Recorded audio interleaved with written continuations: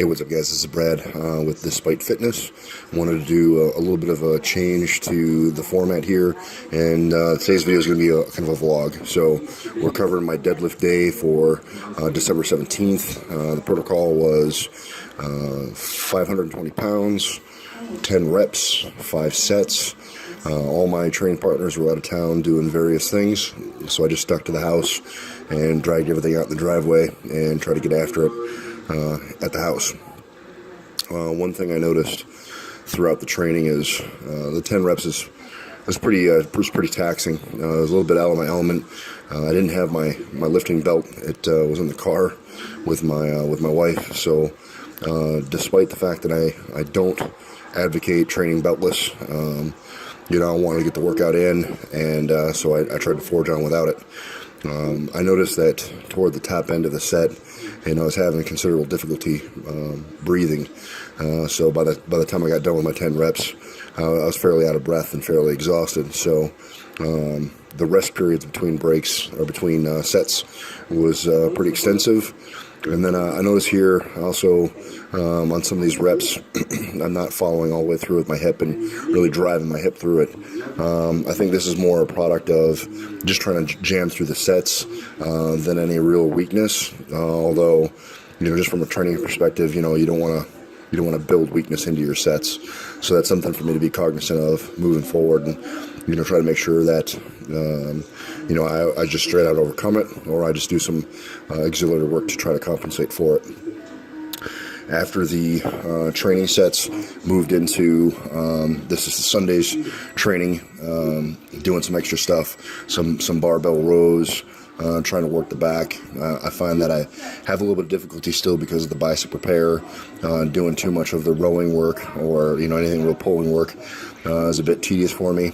So I'm still trying to get myself back up there. I did some sets with 225.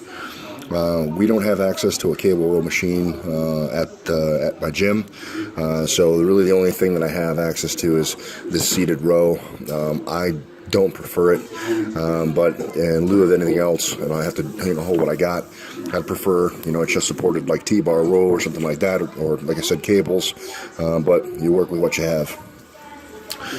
Finally wound up with some sets of dumbbell cleans. These are really great for smoking the back and building up the traps and upper shoulder area. I like these a lot. I had a few sets of these, only one shown.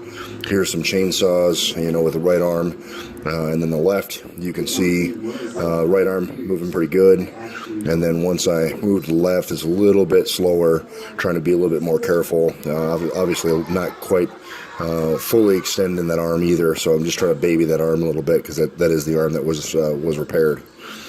And then finishing out with essentially just some chest supported rows with some dumbbells. Again, it's kind of the best approximation I have to like a chest supported row. So just trying to do some auxiliary stuff to build with the back.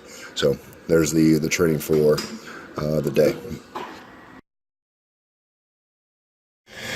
Alright guys, that's the video. I hope you liked it, and give you an idea about how my deadlift and back training looks throughout my routine.